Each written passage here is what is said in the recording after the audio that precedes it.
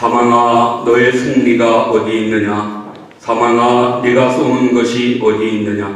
사망이 쏘는 것은 죄요 죄의 본능은 율법이라. 우리 주 예수 그리스도로 말미암아 우리에게 승리를 주시는 하나님께 감사하노니, 그러므로 내 사랑하는 형제들아 견실하며 흔들리지 말고 항상 주의 일에 더욱 힘쓰는 자들이 되라. 이는 너희 수고가 주 안에서 헛되지 않은 줄 알미니라. 아멘. 살아계신 우리 하나님, 거룩하신 우리 아버지 감사합니다.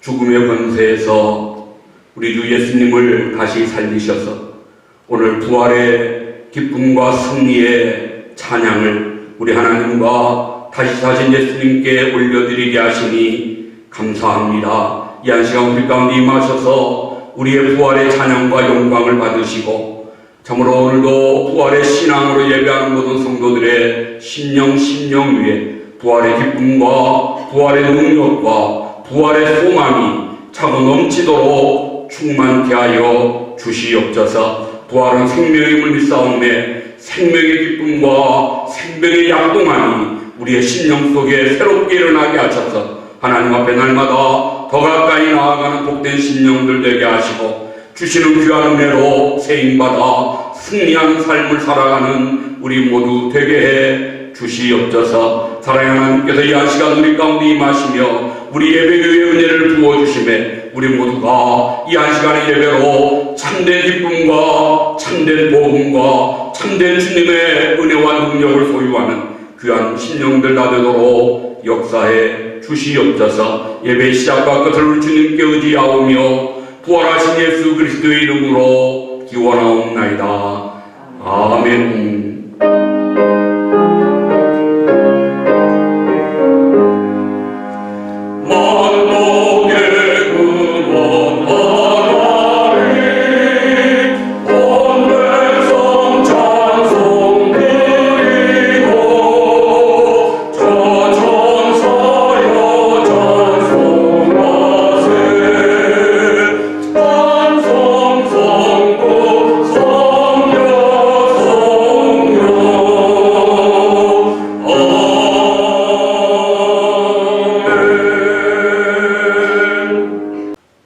요한복음 21장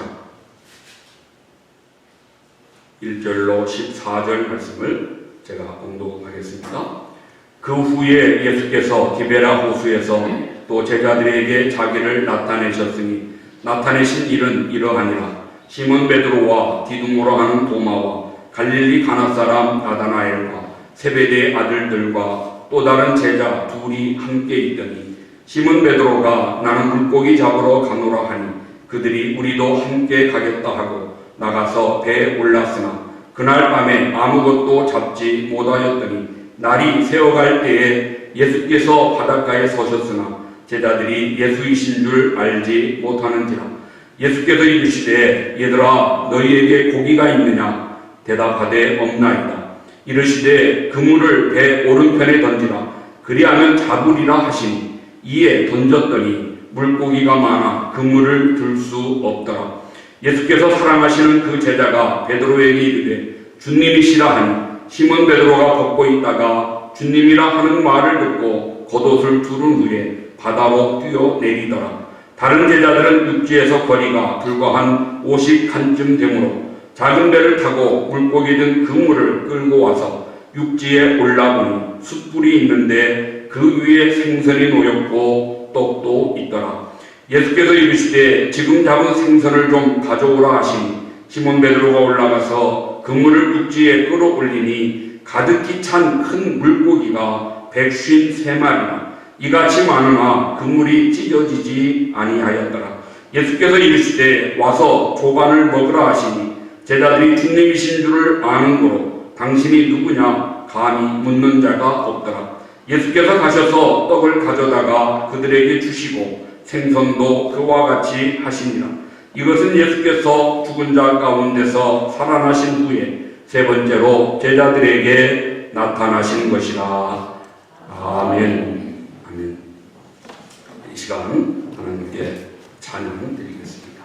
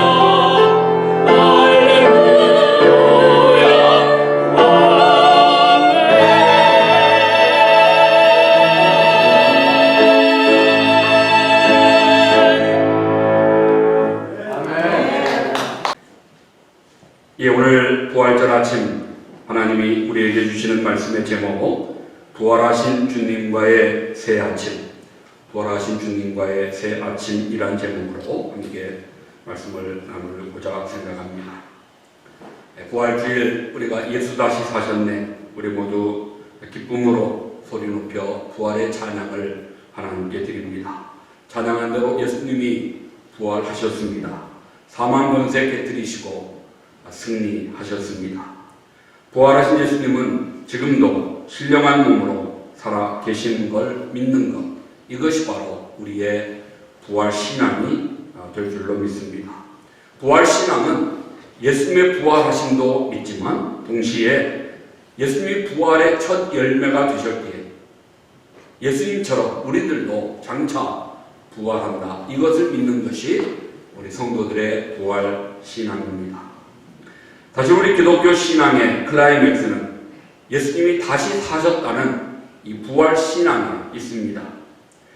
우리가 살아가면서 갖는 최고의 소망도 바로 예수님이 다시 사신 것처럼 주님이 다시 오실 그때에 우리도 우리의 무덤문을 열고 다시 살아날 것이라는 이 부활의 신앙, 이것이 우리의 최고의 소망입니다. 분명 이 땅 위에 있는 수많은 무덤들이 주님 오실 그때에 열려질 것입니다. 그리고 그때 그 무덤은 다 빈 무덤이 될 수밖에 없을 것입니다. 우리 예루살렘에 예수님의 무덤을 만들어 놨죠. 우리가 그 무덤을 가보면 문이 열려 있고, 그리고 거기에 크게 편말로 써붙여 놨습니다. He is not here. 그는 여기에 없다. 그러니까 완전 빈 공간, 조그마한 콘크리트 방 하나로 만들어 놓고 문짝 달아 놓고, 그리고 거기서는 엄청난 돈을 관광 수입으로 벌고 있습니다. 그런데 참 보는 순간 마음이 감동이 되더라고요. 정말 그걸 한번 보는 순간 정말 He is not here. 예수님은 여기에 없다. 그는 여기에 없다. 예수님의 무덤은 열린 무덤이 되었고, 그리고 빈 무덤이 되었습니다. 장차 우리의 무덤들도 열린 무덤과 빈 무덤이 될 것을 믿는 것이 우리의 신앙이요, 우리의 소망인 줄 믿습니다. 우리 기독교는 십자가와 부활의 종교입니다. 복음이 무엇이냐 묻는다면 우리는 핵심을 십자가와 부활입니다라고 대답하면 정답이죠. 100점입니다. 거기다 살을 더 붙이면 되는 것이죠. 복음을 설명하라 하는데 설명하지 못하는 자가 한 명도 없어야 됩니다. 왜요? 우리 기독교의 복음은 십자가예요. 부활이기 때문입니다. 십자가가 없이 부활만 있다고 하면 그것은 아무런 의미가 없죠. 죽음이 없는데 어떻게 다시 사는 것이 될 수 있습니까? 죽어야 다시 사는 것이기에 십자가가 먼저 있고, 그리고 부활이 있는 것입니다. 십자가는 있는데 부활이 없다고 한다면 그건 참 비참한 것입니다. 그것을 믿는 것은 너무나 어리석은 것에 불과할 것입니다. 그러기에 사도 바울은 고린도서 15장에서 부활을 믿지 못하는 믿음은 헛것이다, 헛된 믿음이라고 분명하게 선언하는 것입니다. 우리는 십자가도 믿고 그리고 부활도 믿는 것입니다. 예수님의 부활하심에 대한 증거는 너무나 많이 있지만 무엇보다 가장 확실한 증거는 부활하신 예수님을 직접 만난 사람들이 내가 보았다, 내가 만났다, 내가 그분과 대화했다, 만나서 자신이 본 이야기를 증거하는 증인의 증거만큼 더 확실한 것이 무엇이 있겠습니까? 고린도서 15장 6절 말씀에는 수많은 사람들이 예수님의 부활하심을 보았고 마지막 승천하시는 그 현장에는 500여 성도가 모여 있었다. 500여 명이 보는 가운데에서 부활하신 예수님이 하늘로 승천하셨다고 우리에게 말씀하고 있습니다. 많은 사람들이 보았습니다만 성경에 부활하신 주님을 만나고 목격했던 증거로 한 10건의 사람들과 사건이 기록되어 있습니다만 오늘 요한복음에는 그 중에서 4개의 사건을 말씀하고 있습니다. 주님께서 찾아와 만나 주셨던 네 종류의 사람, 요한복음 20장과 21장에 두 장에 기록되어 있는데요. 첫 번째는 막달라 마리아를 만나셨죠. 두려움 속에 있고 고독과 불안함 가운데 있던 마리아를 부활하신 예수님이 처음으로 만나셨습니다. 그리고 두 번째로 그날 저녁 모여있는 제자들 가운데 예수님이 나타나셨습니다. 저들이 불안하고 두려워서 문을 꽁꽁 문을 닫아놓고 그렇게 숨어있는 제자들, 그때 도마가 그 자리에 있지 않았기에 아마 10명의 제자가 있었으리라고 생각합니다. 그 10명의 제자들이 모여있는 그곳에 예수님이 나타나셔서 샬롬, 평안하뇨 인사하시고 저들을 만나 주셨던 것을 볼 수 있습니다. 그리고 세 번째, 그 다음 한 주일이 지난 저녁, 도마도 함께 있는 제자들 가운데 예수님이 또 나타나셨습니다. 의심하고 회의하던 도마, 내 손을 만져봐라. 내 창자국을 네가 만져봐라. 보고 믿는 자보다 보지 않고 믿는 자가 더 복되도다. 도마는 그 자리에서 부활하신 예수님 앞에 고꾸러졌습니다. 무릎을 꿇었지요. 자기가 의심했던 게 너무나 부끄러웠지 않겠습니까? 자기가 눈으로 못 봤다고 의심했던 자기에게 예수님이 또 자기를 위하여 나타나셔서 보여주시고 만져봐라. 그러나 보지 않고 믿는 자가 더 복되도다 하시는 예수님 말씀에 아마 도마는 큰 충격과 은혜를 받고 거기에도 도전받아 그는 인도의 선교사로 갔으리라고 그렇게 기독교의 역사 속에서 증거되고 있는 것입니다. 그리고 또 하나의 요한복음에 기록된 부활하신 예수님의 나타나심이 오늘 21장 본문의 말씀입니다. 시간이 얼마나 지났는지는 모르지만 조금 더 시간이 지난 후에 제자들은 자기들의 고향이었던 갈릴리 바다로 가서 3년 전에 자기들이 했던 그 직업, 어부의 직업으로 고기를 잡아 이제 살아가기를 바라는 저들에게 예수님이 나타나신 것입니다. 그래서 예수님이 부활하시고 40일 동안 계실 때에 수많은 제자들과 사람들에게 여러 번 나타나셨지만 그 중에서 요한은 뽑아서 4개의 사건을 기록했고 첫 번째 막달라 마리아의 만남 외에 제자들과의 만남은 3개. 오늘 그 마지막의 이야기가 본문에 기록되어 있습니다. 낙심하여 옛날로 돌아간 제자들과 주님과의 만남은 생각할수록 참 위로가 되고 소망이 되는 따뜻한 이야기입니다. 아름다운 만남의 모습입니다. 갈릴리 바닷가에서 그 새벽에 주님을 만났기에 제자들은 자기들이 이전에 낙심하고 회의하고 두려워했던 그 모든 것에서 해방될 수가 있었고 참된 자유를 가지면서 잃어버린 사명과 비전을 회복하는, 그래서 새롭게 시작하는 계기가 되었음을 오늘 사도 요한은 우리에게 증거해주고 있습니다. 그러기에 제자들의 재기의 드라마라고 우리는 요한복음 21장의 제목을 정할 수가 있습니다. 바라기는 오늘 부활절 예배하는 우리 모두 위에 바로 이 부활하신 주님이 제자들에게 주셨던 그 은혜가 우리에게도 충만한 아침 될 수 있기를 우리 주님의 이름으로 축복합니다. 첫 번째는 오늘 말씀에서 우리가 부활하신 주님은 제자들을 찾아오셨고 만나주신 것을 주목할 수 있습니다. 부활하신 주님이 제자들을 찾아오셨습니다. 그리고 저들을 불러주셨고 저들에게 은혜를 베푸시는 귀한 만남을 허락하셨습니다. 베드로를 비롯해서 7명의 제자들 예수님의 부활하심을 이전에 기록된 대로만 2번 이상 보았음에도 불구하고 저들은 물고기를 잡으러 갈릴리 바닷가에 나섰습니다. 과거 자신들의 모습이 부끄러웠기 때문일 수도 있고요. 아니면 현실적으로 벌어 먹고 살아야 되니까 고기를 잡아야지. 우리가 할 수 있는 것 이거밖에 없다. 그리고 물고기를 잡으러 참 배를 타고 나갔는지 모릅니다. 어떤 이유에서든지 저들이 바다로 나가 밤새도록 그물을 던졌습니다. 그러나 아쉽게도 저들의 그물은 빈 그물이 되었습니다. 아마 저들은 자신했을 것입니다. 3년이 지났지만 그래도 우리는 한탕을 할 수 있을 것이다. 우리가 그래도 몇십 년간 고기를 잡은 경험이 있는데, 우리가 노래나 경험들이 있는데 뭐 좀 잡지 않겠는가, 이런 기대와 소망을 가졌겠죠. 그러나 저들의 기대와는 다르게 저들은 밤새도록 그물을 던졌지만 헛수고에 불과했던 것을 오늘 말씀 속에서 볼 수가 있습니다. 이제 저들에게 음성이 들렸습니다. 얘들아, 너희에게 고기가 있느냐? 얘들아, 너희에게 고기가 있느냐?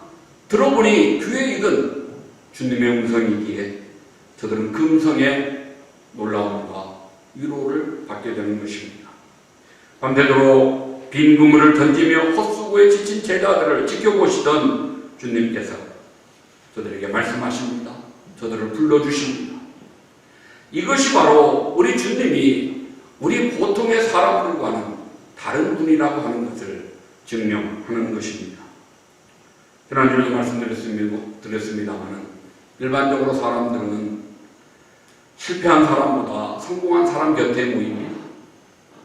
실패한 자리보다 성공의 자리를 기웃거립니다. 그래서 음주보다 양지에 사람들이 모인다고 우리가 이야기합니다. 그러나 오늘 예수님은 실패한 사람, 낙심한 사람, 정말 오늘날 표현대로 루저가 된 제자들, 그리고 밤새도록 고기를 잡으려고 그물 던져도 한 마리도 낚지 못한 빈 그물의 사람들, 저들에게 예수님이 찾아오시고 저들을 만나시고 저들과 함께 해주시는 것을 우리가 볼 수 있습니다. 주님이 여러 가지 형편의 사람들 외면하지 않으시고 찾아오시고 만나주시는 것, 이것에 우리는 주목하는 거죠. 그렇다면 오늘 저와 여러분 우리들에게도 우리 주님은 찾아오시고 만나주신다는 소망과 믿음을 갖게 되는 것입니다. 우리들 안에도 현실적인 삶의 어려움 속에서 나는 실패했다고 생각하는 그런 사람들이 있을 수 있습니다. 뭐 먹고 사는 건 그래도 해결됐지만 영적으로 좀 더 큰 사명과 비전을 가지고 살아야 되는데 그렇게 살지 못하는 자신을 바라보면서 내 삶은 큰 의미가 없는 삶이었다고 자책하는 분들도 있을 수 있습니다. 그러나 오늘 우리가 다시 한번 본문의 말씀 속에서 낙심하며 실패했던 자리를 찾아오신 우리 주님을 우리도 소망하고 우리도 사모할 때 우리 가운데 그 주님이 찾아오셔서 부활의 주님을 우리가 만날 수 있다면 우리의 실패도 우리의 낙심도 우리의 어떤 의미 없다고 자책하는 이런 모든 것들이 다 새롭게 변화되는, 정말 다시 한번 새로운 삶으로 시작되는 그런 계기가 될 수 있는 것입니다. 제자들이 그랬던 것처럼 우리도 할 수 있습니다. 제자들도 생각해보면 얼마나 감사했겠습니까? 얼마나 감격스러웠겠습니까? 또 한편 얼마나 황송했겠습니까? 자기들은 예수님을 버리고 떠나 도망간 자들이 되었는데 예수님이 여기까지 찾아오셔서 우리를 불러주신다니 아마 황송하기 이를 데 없었을 것입니다. 우리들도 마찬가지입니다. 우리가 주님을 만나 주님과 교통하고 교제할 때 우리의 마음속에 이런 감사와 감격과, 그러나 바르게 살지 못한 우리들의 죄송함이, 황송함이 우리의 삶 속에 묻어 있어야 되는 것입니다. 부활의 주님, 그분이 찾아와 만나주시고 그분이 함께 하시기에 오늘 제자들이 맞이한 이 아침은 저들이 지금까지 경험하지 못했던 새로운 아침, 정말 은혜로운 그런 복된 아침을 저들이 맞이할 수 있었던 것처럼 오늘 우리들도 이 부활의 주님을 만난다면 우리들도 지금까지 경험하지 못한 새로운 은혜의 경험을 우리가 하게 될 것입니다. 두 번째로 말씀에서 우리는 우리 주님 어떤 분이신가? 빈 그물을 채워주시는 주님을 우리가 볼 수가 있습니다. 빈 그물, 제자들의 그 빈 그물을 큰 물고기 153마리로 가득 채워주셨습니다. 밤새 수고한 제자들에게 그물을 배 오른편에 던지라, 그리하면 잡으리라 말씀하셨고, 제자들이 그 명령에 순종하여 그물을 던졌을 때 153마리의 큰 고기를 잡았다고 말씀에 기록하죠. 요즘 우리들의 표현대로 하면 제자들이 이날 부활하신 예수를 만남으로 대박난 것입니다. 한 마리 잡지 못한 저들의 그물 속에 큰 물고기 153마리나 잡혔습니다. 얼마나 저들이 참 기쁘고도 감사하고도 즐겁고도 놀라웠겠습니까? 생각하면 이처럼 많은 고기를 잡고 보니 밤새도록 고기 잡지 못하고 헛수고했던 자기들의 그 수고가 결코 나쁜 것만은 아니었다고 하는 것을 저들이 깨닫게 됩니다. 왜 그럴까요?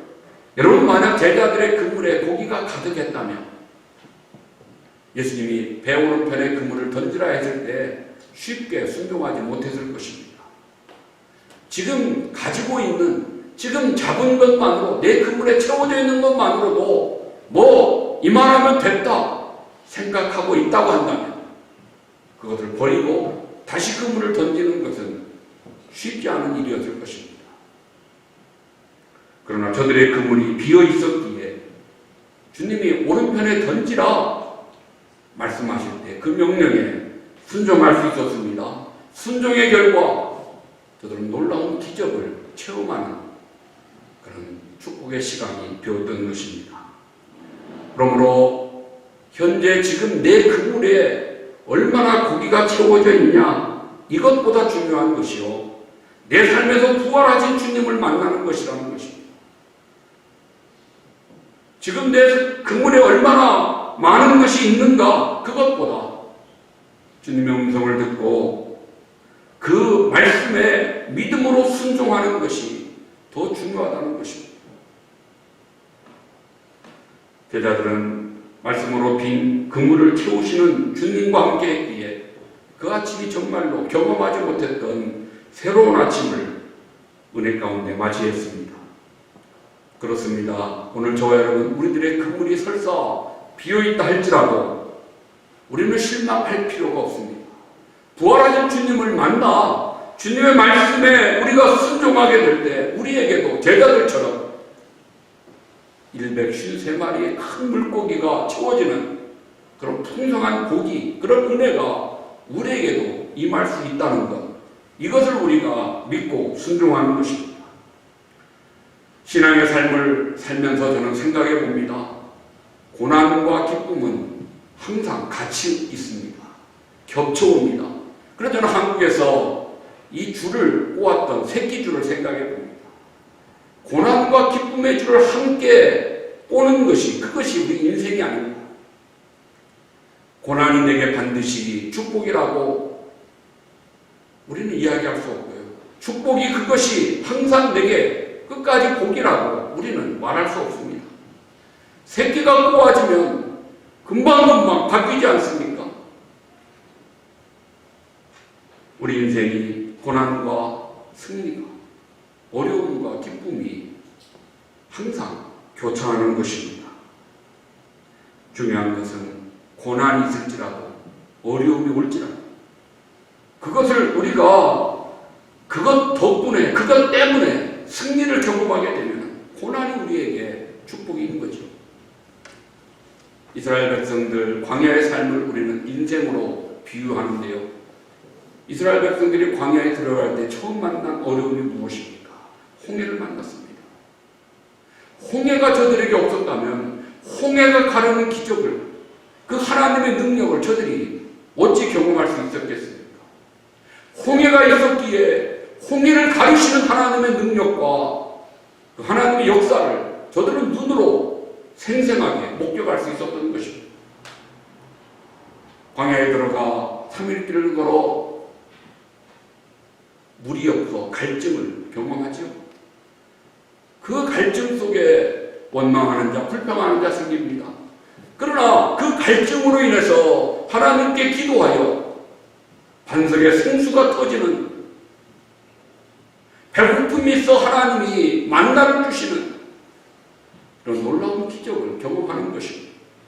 우리의 삶에서 갈증을 느끼고 목마름을 느끼고 배고픔을 느끼는 것이 고난이죠. 그러나 그 고난이 하나님이 함께 하시는 우리에게 기적으로, 우리에게 놀라운 하나님의 은혜로 풍성한 하나님의 복을 경험하는 기회가 될 수 있다고 하는 것을 우리는 분명히 믿습니다. 그러게 로마서 8장 28절에 하나님을 사랑하는 자 곧 그 뜻대로 부르심을 입은 이들에게는 모든 것이 합력하여 선을 이루신다.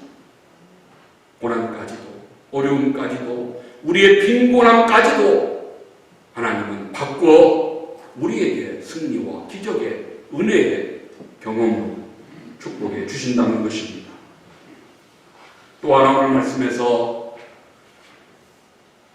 제자들이 받은 참된 복 중에 하나는요, 저들의 그물이 찢어지지 않았다는 것입니다. 오늘 11절 말씀에 보면은 그물을 입주에 끌어올리니 가득히 찬 큰 물고기가 153마리 이같이 많으나 그물이 찢어지지 아니하였더라. 이같이 많으나 그물이 찢어지지 아니하였더라. 이게 무슨 말씀입니까? 너무나 고기가 크고 무거워서 저들은 그물을 들 수가 없었습니다. 그래서 작은 배들을 타고 가서 그물을 그냥 배로 끌어올리지 못하고 물속에서 잡아당겨 육지로 올린 거죠. 그리고 세워보니까 큰 물고기가 153마리. 저들이 지금까지 경험해보지 못했던 놀라운 일입니다. 평소에 이 정도의 고기가 잡히면 그물이 찢어지는 것이 당연한 건데요. 어떻게 보면 그물도 안 찢어졌다. 야, 정말 놀랍구나. 원더풀. 바로 이런 뜻이 이 11절 말씀에 담겨 있는 것입니다. 그물이 찢어져야 되는데 안 찢어지는 거죠. 안 찢어진 거죠. 이것이 참된 복 아니겠습니까? 농부가 1년간 땀 흘려 농사를 지었습니다. 많은 것으로 추수했습니다. 수확한 것을 창고에 가득가득 채워놓고 기뻐했습니다. 그런데 그날 밤 만약에 불씨가 하나 날라와서 그 창고가 불타 없어져 버렸다면 정말 얼마나 원통하겠습니까? 차라리 1년 땀 흘리지 않고 그냥 쉬는 것이 더 좋았을 텐데 그런 한탄과 아쉬움이 왜 안 남겠어요? 상인이 참 여기저기 다니면서 장사해서 많은 돈을 벌었습니다. 주머니를 가득 채워 기뻐했습니다. 그런데 오신 날과 그 주머니가 터져버렸습니다. 주머니를 가득 채웠는데 그 주머니에 채웠던 것이 다 솔솔솔 빠져서 어디론가 없어져 버렸다. 그 상인의 가슴은 큰 멍이 들 것입니다. 진작보다나 좋은 거 사입을 걸, 주머니 좀 새로운 가죽으로 바꿀 걸 아무리 후회한들 무슨 소용이 있겠습니까? 많은 고기 잡는다고 힘만 들었지 그물이 찢어져 버렸다면 아무런 유익이 없는 것입니다. 헛된 수고에 불과한 것입니다. 오늘날 수많은 세상의 사람들이 그물이 찢어지는 아픔을, 원통함을 경험합니다. 그러면서 혀를 찹니다. 후회하죠. 그러나 이미 늦은 것입니다. 우리가 분명 기억해야 될 것은 우리가 수고하여 많은 것을 가졌다 할지라도 그것을 지켜주시는 분은 하나님이심을 우리가 믿어야 됩니다. 그래야 우리의 수고가 헛되지 않는 것입니다. 그물이 차도 찢어지지 아니하여 그것이 진정 복이라는 것입니다. 시편 127편은 우리에게 이것을 너무나 잘 말씀합니다. 여호와께서 함께 하시지 아니하시면 파수꾼의 경성함이 허사고 너희가 일찍 일어나고 늦게 누우며 수고의 떡을 먹음이 헛되다. 새벽 일찍부터 밤 늦게까지 땀 흘려 수고하는데 하나님이 함께 하시지 아니하면 그 모든 수고가 헛되다. 우리에게 말씀하고 있습니다. 내 손이 수고한 대로 먹게 하시는 것, 그것을 지켜주시는 것, 바로 그것이 하나님의 분복입니다. 주님이 함께해 주셔야만 됩니다. 오늘 제자들 부활의 주님이 함께 하셔서 저들의 빈 그물을 채우시고 그 그물이 찢어지지 아니하도록 지켜주신 것, 그 은혜가 오늘 저와 여러분 우리들에게도 풍성하게 임하기를 주님의 이름으로 축복합니다. 이제 마지막 세 번째입니다. 오늘 부활하신 주님은 한 식탁에 앉아 제자들과 함께 식사하셨습니다. 제자들이 육지에 올라가니 숯불이 펴있고 그 위에 생선과 떡이 놓여 있습니다. 주님이 제자들을 부르십니다. 얘들아 와서 조각 먹으라. 여러분 오늘 이 아침 누가 준비했습니까? 누구와 함께하는 아침 식탁입니까? 예수님이 직접 준비하고 차려주신 식탁을 제자들이 대할 때 얼마나 감사하고 얼마나 즐겁고 또 얼마나 황송했을까. 저들은 지금까지 경험하지 못한 새로운 아침을, 정말 환희의 그 아침을 저들이 경험하는 것입니다. 생각을 해보면 이 아침 식탁은 주님께 받아먹는 감사의 식탁입니다. From Jesus.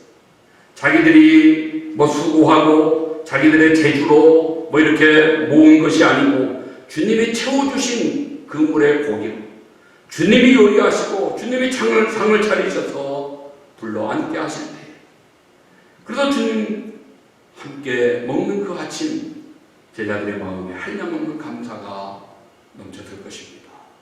얼마나 감사했을까요? 그렇습니다. 우리들도 우리가 지금 소유하고 누리는 것 생각하면 하나님이 우리에게 주신 것 아닙니까?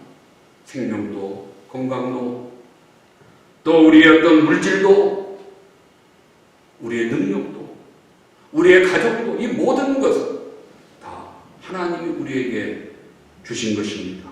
From Jesus 입니다.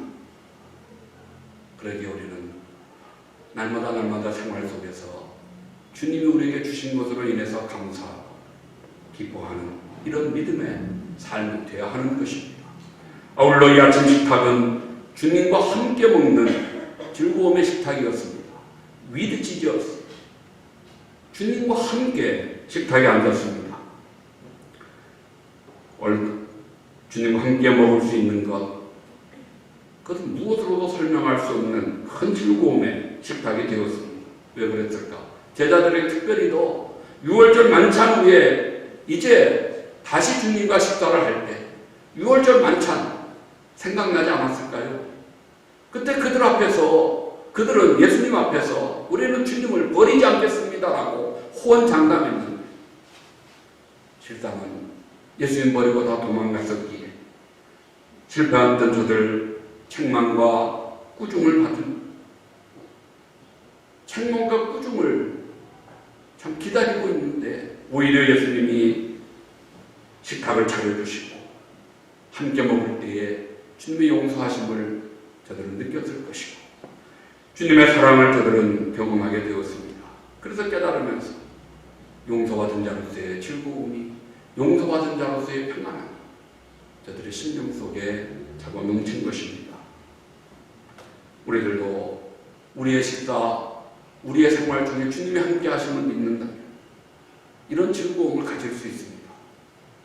내가 부족하고 내가 연약해서 잘못 삶에도 주님이 나와 동행하시는구나, 주님이 나와 함께 해주시는구나, 이것을 느낄 때마다, 경험할 때마다 얼마나 감사하겠어요. 새 힘을 얻게 되는 것입니다. 즐거움이 있는 것입니다. 또 하나 주님과 함께 먹는 이 아침 식탁은 주님을 위해 먹는 다짐의 식탁, 헌신의 식탁이었으리라고 생각할 수 있습니다.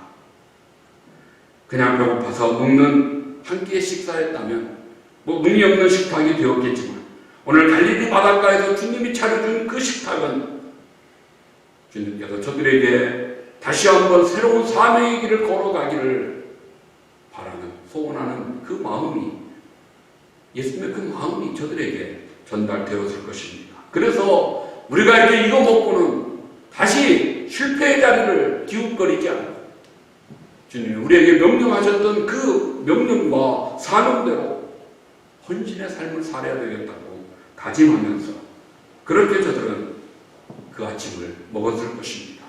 그러기에 그 아침은 주님을 위해서 해야 될 일, 다시 한번 새로운 각오를 갖고 출발하고 전진하는 그런 계기가 되었습니다. 그래서 저들은 첫 경험의 새 아침이 된 것입니다. 사랑하는 성도 여러분, 주님께 받아먹는 감사의 식탁, 주님과 함께 먹는 즐거움의 식탁, 주님 위에 먹는 다짐과 헌신의 식탁, 이것을 경험하는 제자들은 정말 지금껏 경험하지 못했던 새로운 은혜와 축복의 새 아침이 되었습니다. 오늘 우리들도 우리 아침이 이런 아침이 되도록 변화되어야 한다는 것입니다. 우리가 이런 아침을 맞이하도록 힘써야 될 것입니다.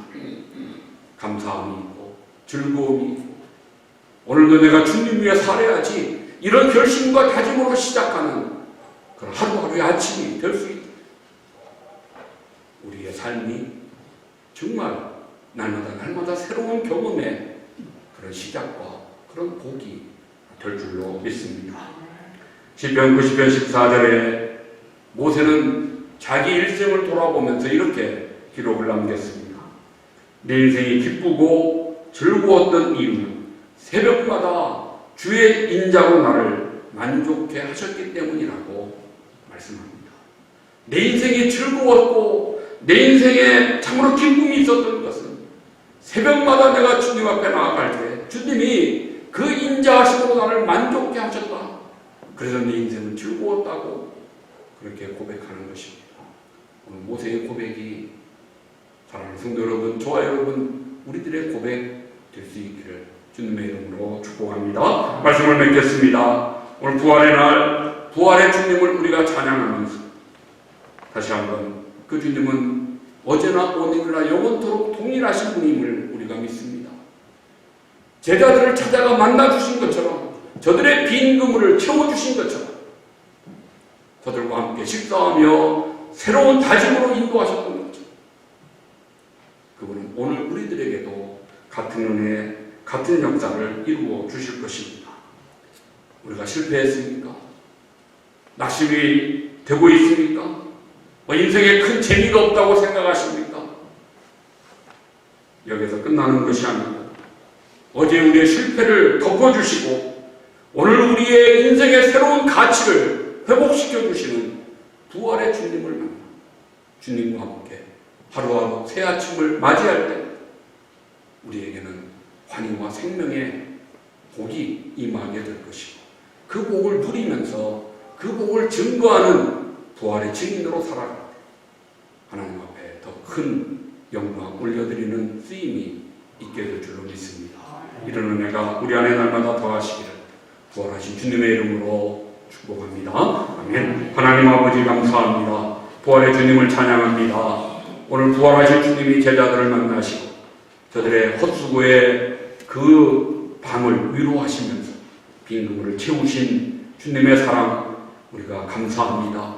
아버지 오늘도 우리 안에 주님의 만남과 주님 우리의 삶에 채워주시는 역사가 있게 하셔서 주님과 함께 먹고 주님이 주시는 것으로 기뻐하고 주님을 위하여 살아가기를 다짐하는 우리 모두 되게 하여 주시옵소서. 살아도 주를 위하여 살고 죽어도 주를 위하여 죽을 수 있는 부활의 증인들 되게 하여 주시고 날마다 우리 삶 속에서 하나님의 그 부활의 영광이 차고 넘치도록 축복해 주시옵소서. 감사드리며 예수님의 이름으로 기도하옵나이다.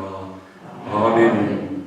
우리 일어나서 다시 사신 주 힘있게 부활의 찬양 드리겠습니다.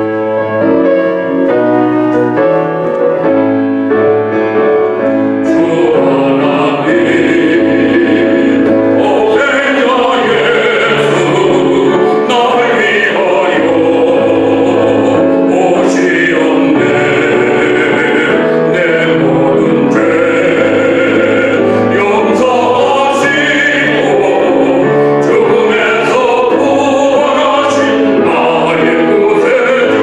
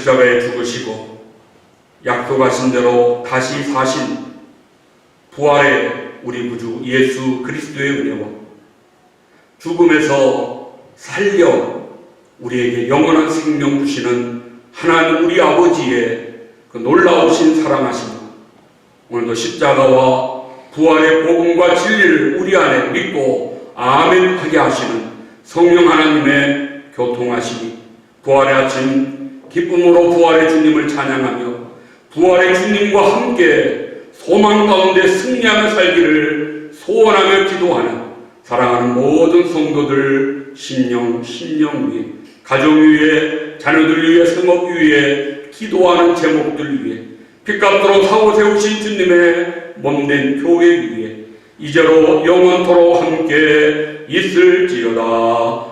아멘.